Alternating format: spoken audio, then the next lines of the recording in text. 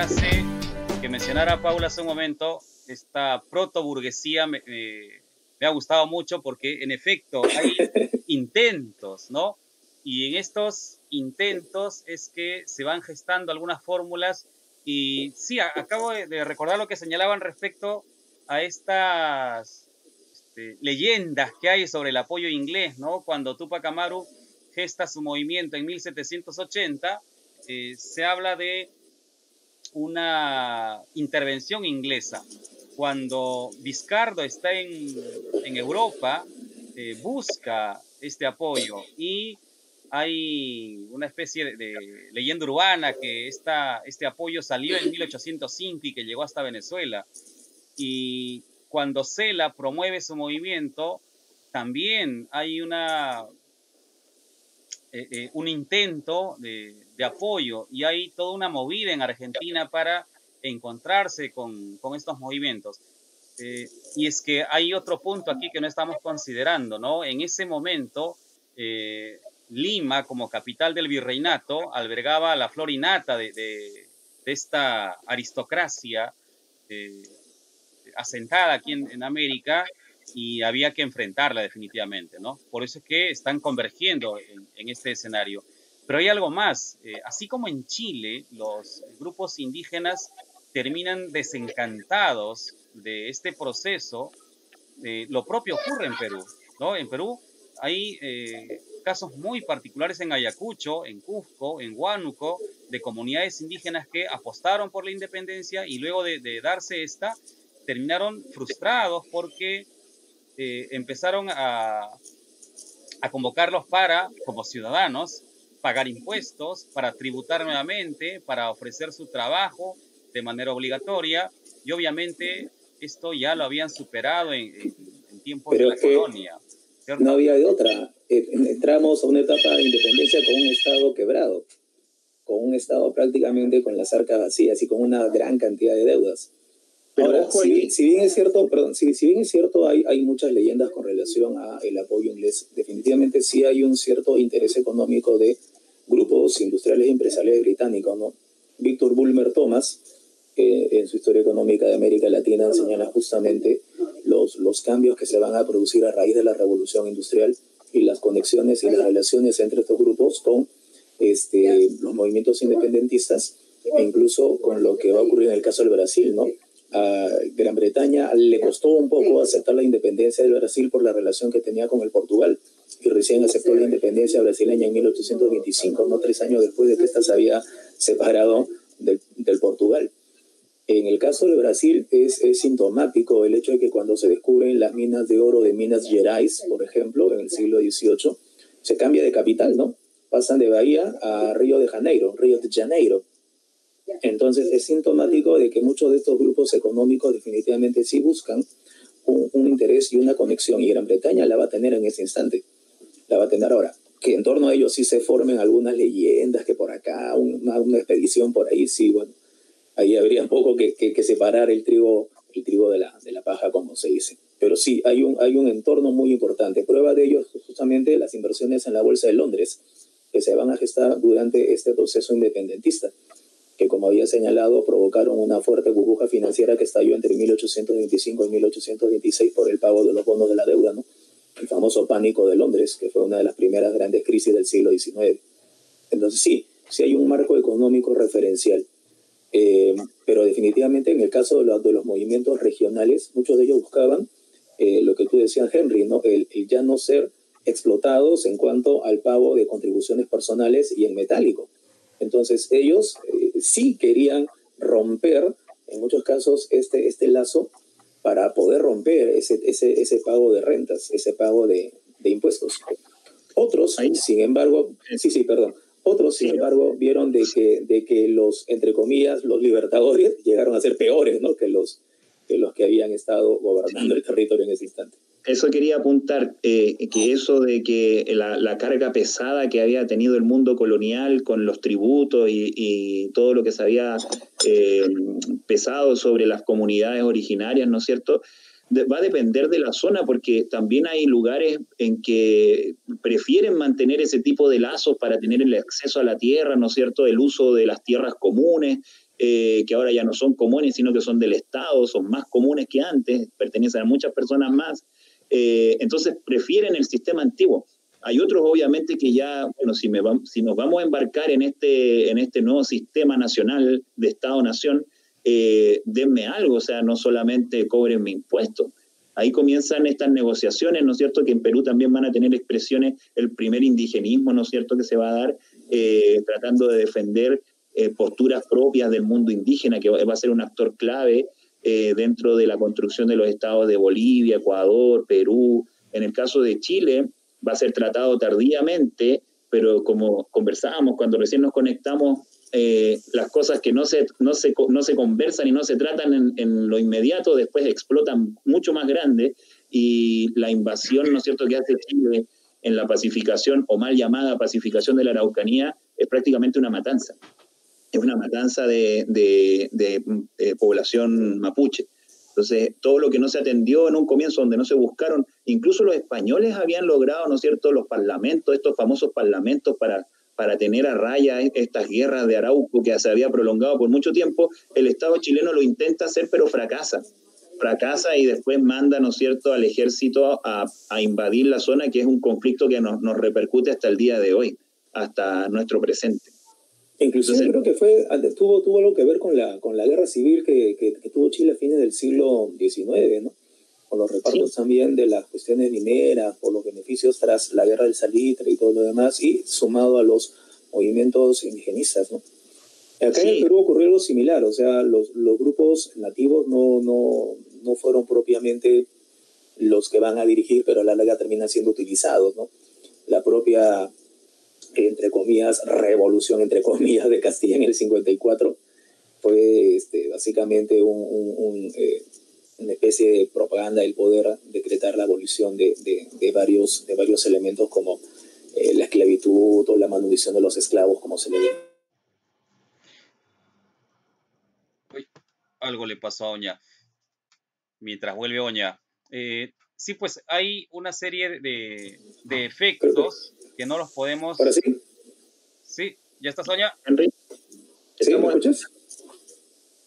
Ahí Creo estás. que el que se fue Henry. Sí, se desconectó la señal, ya está, que está acá ya está. ¿Ya estás? Creo que fuiste tú. El avión. El que se había apreciado. Entonces, sí, o sea, a lo largo del siglo XIX se va a gestar esa idea, pues, de lo que finalmente será el problema del indio, ¿no? El problema indígena, que también será un problema, pues, latinoamericano, ¿no?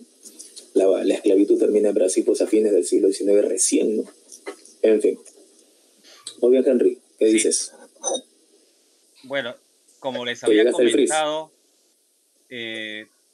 si nos alcanza la vida, le dábamos un tercer bloque, pero mire, ya estamos llegando a la hora de transmisión y está muy simpática la conversación.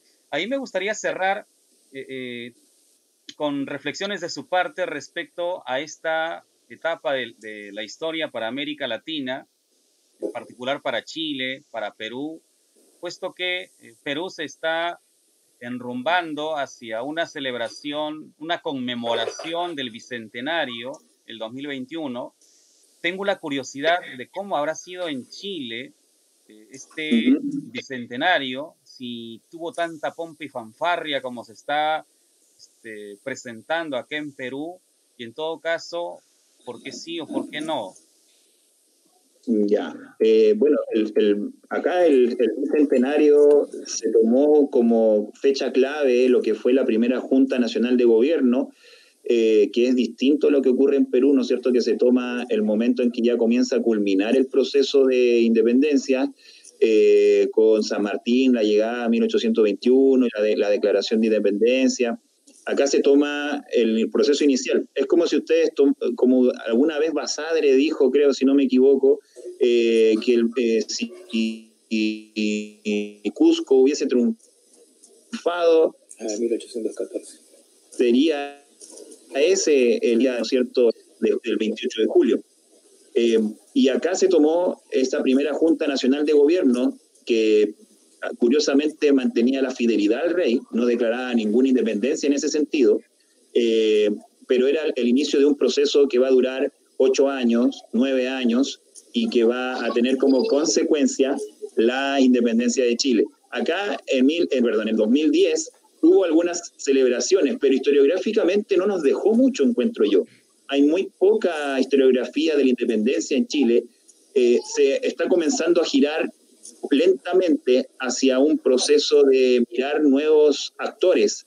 Normalmente el proceso de independencia había sido tratado como lo clásico, ¿no es cierto?, en todos los países americanos, con sus grandes próceres, grandes personajes, declaraciones, guerras, enfrentamientos.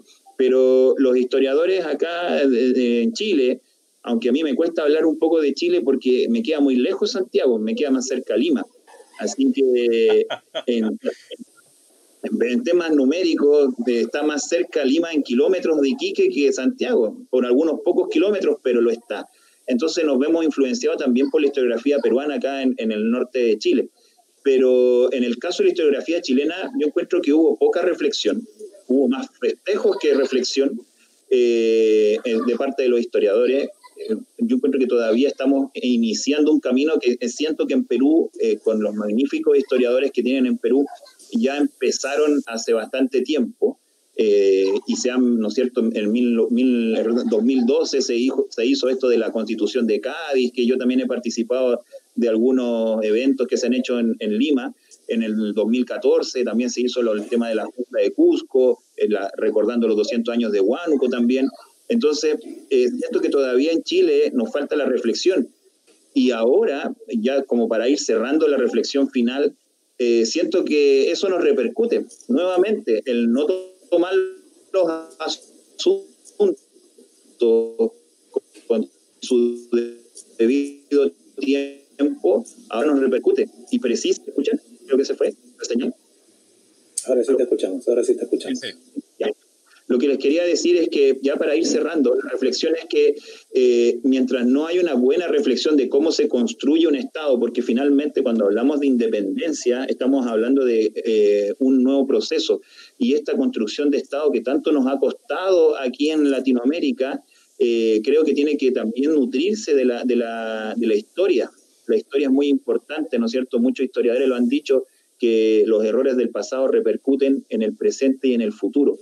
Y hoy en día en Chile tenemos un tema social muy importante que atender. Desde el 2019, desde octubre de 2019 empezó una protesta social bastante fuerte, así que esos asuntos que han quedado pendientes a lo largo de los 200 años que lleva de construcción Chile, tienen que ser atendidos con mejores soluciones. Ya no bastan solamente las soluciones económicas, sino que faltan proyectos que incluyan a todos, que incluyan a las distintas capas sociales que hay en el país.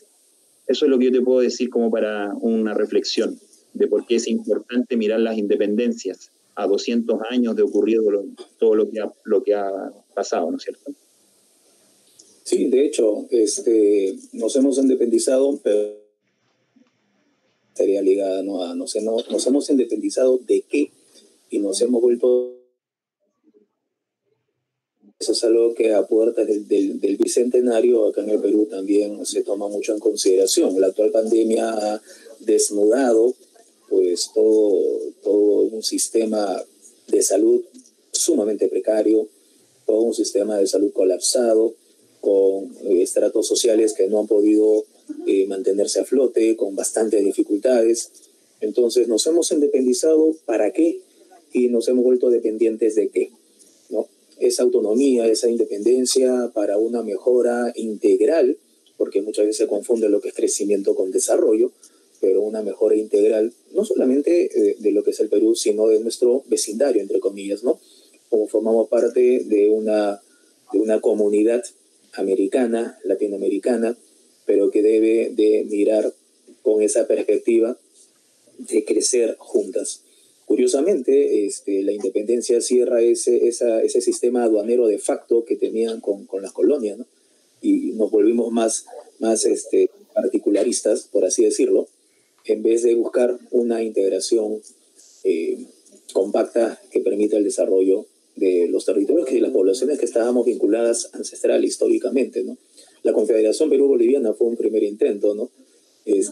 Gracias a Chile no se llegó a desarrollar, pero bueno, la mira está en poder integrar justamente y en solucionar los defectos que la independencia había generado. Es un reto bastante amplio y bastante fuerte, pero hay que mirar para adelante y hay que poner el hombro todos, ¿no? Claro, son desafíos altos lo que tenemos, ¿no? Grandes, muy grandes. Desde la educación, pienso yo que si hablamos de un cambio, tenemos que gestar este cambio, promover esta revolución, pero tiene que ser una mirada desde la educación. Y cuando digo educación no me refiero solo a las aulas, no solo a la escuela como institución, sino a todo el constructo sobre el cual gira el educar a un ser humano, en formarlo como ciudadano. Esa mirada abierta, esa mirada globalizada y limpia en principio para que pueda entender la mayor cantidad de conceptos sobre los que gira nuestra historia, nuestro pasado y nuestro presente, tienen que ayudarnos. Pero de repente un poco el pesimismo ahí, ¿no? Siento que en educación estamos muy todavía letargados, hay un marasmo muy marcado y no veo todavía el punto de quiebre para decir sí, estamos yendo por buen camino. Quiero aprovechar acá a todas las personas que nos están siguiendo. Hay saludos para ustedes. Guyen, se han acordado de tu frase, la que soltabas en la academia, la que soltabas en Trilce. A ver si la repites por acá. La ciencia es potencia, el conocimiento es poder. Así es, te manda saludos Benjamín Caballero, Ernesto Chamorro, Amparo Roldán. ¿Quién más está por acá? Frenchy, gracias a Frenchy he conocido a Paulo y un gusto tenerte en esta sala acá entre amigos. Frenchy dice, muy buena conversación, es bueno tratar estos temas. Recuerda el evento de la independencia, antes de la independencia, dice, donde escuché buenas ponencias. Sería bueno tratar el tema del papel de la iglesia y las mujeres dentro de este proceso, dice Frenchy. Y nos lanza el desafío, ¿no? Otra reunión entre amigos, dice Frenchy. Saludos de Rubén, de Ernesto. Una influencia de la iglesia que hasta el día de hoy se mantiene, ¿no? Y es bastante fuerte. Es bastante fuerte hasta el día de hoy. Sí, no, y nos da tema para otra reunión más, ¿no? Bueno, vamos cerrando ya esta conversación acá simpática que hemos tenido. De hecho, quedan muchas cuestiones por tratar. Ha sido una mirada abierta, una mirada general a este proceso. Y me gustaría que vayan cerrando con lo que están haciendo, dónde los pueden encontrar, si nuestros seguidores quieren contactarlos, quieren conversar con ustedes. Paulo, Guyen. Sí, bueno, a mí, yo soy de Iquique, en la Universidad de Tarapacá, mi correo es planac@uta.cl o en el Facebook como Paulo Lanas Castillo.